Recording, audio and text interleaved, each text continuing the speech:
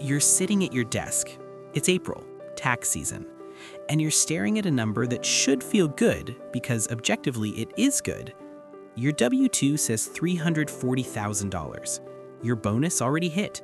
You've maxed your 401k. You've built a brokerage account to $280,000. On paper, you're winning. And then your brain goes back to that conversation. 3 weeks ago, your brother-in-law's company dinner. Two guys near the bar, not even trying to be quiet. One of them says, "We're looking at a $40 million exit if the round closes." No pause, no emphasis, just normal. And in that moment, something shifts. Not your income, not your portfolio, your frame of reference. Because suddenly, your $340,000 doesn't feel like the top anymore. It feels like the beginning. Like you've been climbing a ladder and just realized it's attached to a skyscraper. Here's what that feeling actually is. It's not failure, it's awareness. You've just seen a level of the game you didn't know existed. And today, I want to show you the rest of it.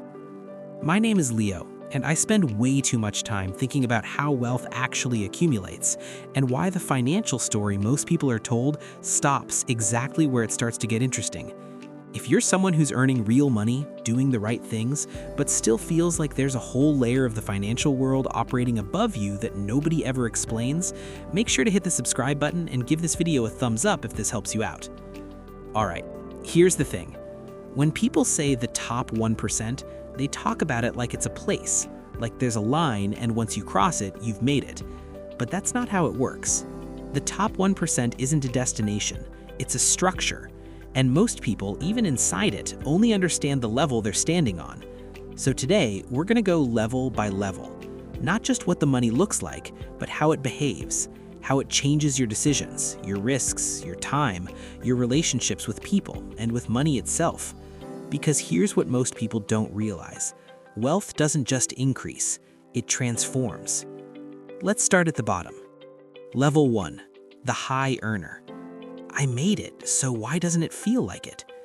To enter the top 1% in the US, you need roughly $400K to $500K household income.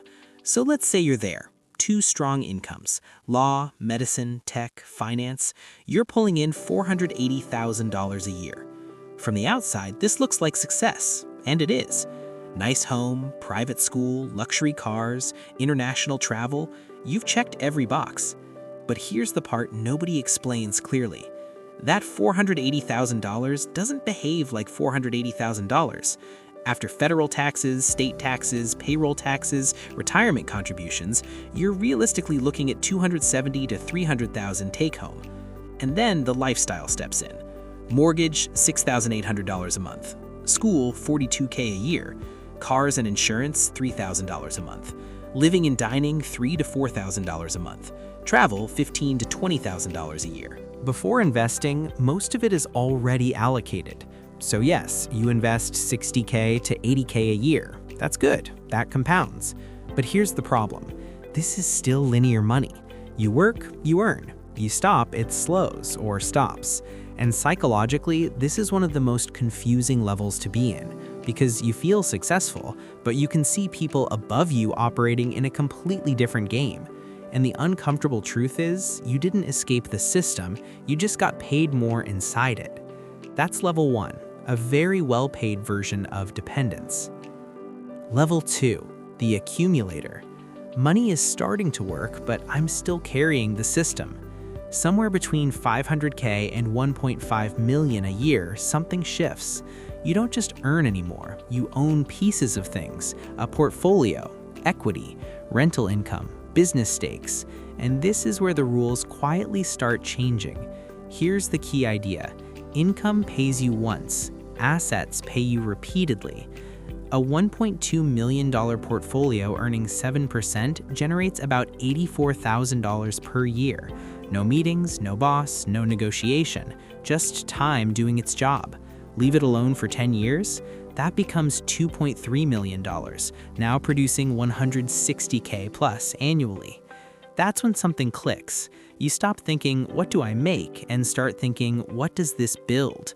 But here's where most people stall. Their lifestyle expands at the same speed as their income. Better house, better travel, better everything. So instead of building escape velocity, they reinforce the system they're trying to outgrow. And the feeling here is subtle. You're ahead, but you're not free. Yet. Level 3. The owner. Now you're not playing the game, you're shaping it. At this level, let's say $2 million to $10 million per year, you're no longer defined by income, you're defined by what you control. Business distributions, equity liquidity, cash flowing assets. And here's the shift most people never fully grasp. You don't earn money anymore, you extract value. And that difference is everything. Because ownership doesn't just scale differently, it's treated differently, taxed differently, structured differently, compounded differently. This isn't accidental. The system is designed to reward ownership.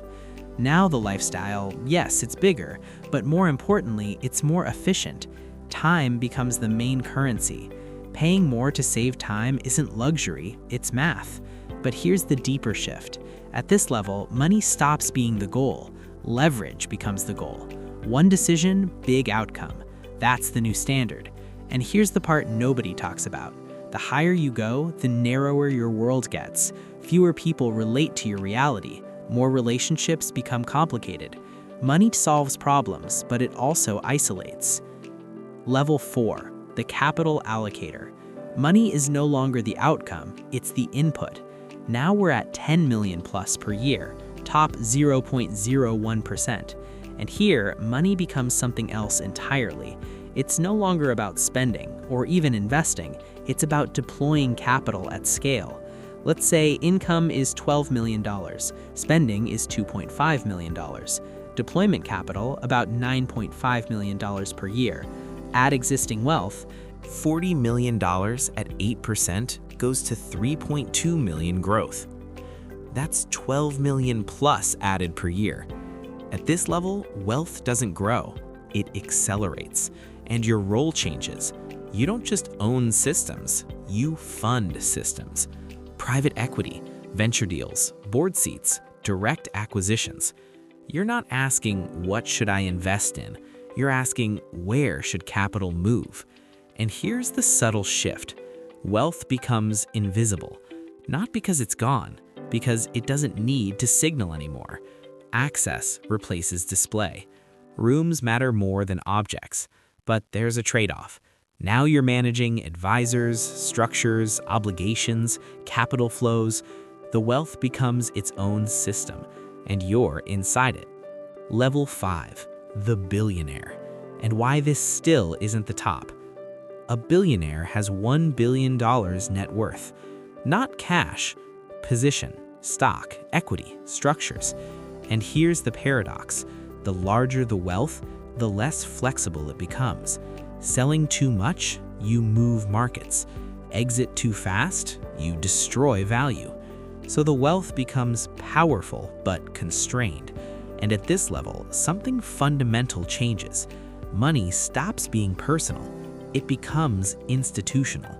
Family offices, legal teams, investment committees, global structures. You're not managing money anymore. You're managing a financial ecosystem. And this is where most people get it wrong. They think this is the peak. It's not, because above this level, there are people who don't just hold capital. They design where capital flows. Not just owners, not just allocators, architects. And that's where real power lives. What this means for you. Let's bring this back to reality. First, income is not wealth. It's the starting point. If your income fuels your lifestyle, you stay in place. If your income builds assets, you move up. Second, ask a better question. Not how do I make more money, but how do I own more of what makes money? That shift changes everything. Third, understand the structure. Taxes, ownership, capital.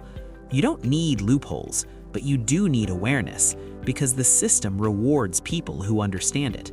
Fourth, define your number. Not a fantasy, a real number. The point where your assets cover your life. For most people, that's not billions. It's somewhere between 2 million to 10 million. Clarity beats ambition every time. Here's the truth most people never hear. The top 1% is not a finish line. It's a hierarchy, and each level changes what money means. From income to assets to ownership to control to structure. And the people who win long-term, they're not the ones who chased the biggest number. They're the ones who understood the shift early, who started thinking like owners before they had ownership, who built assets before they felt ready, who saw the system before they were fully inside it. You don't need to be rich to think like this, but thinking like this is how people become rich. If this changed how you see money, hit like, subscribe if you haven't, and tell me in the comments, what level are you actually playing at right now? And more importantly, what level are you building toward? I'll see you in the next one.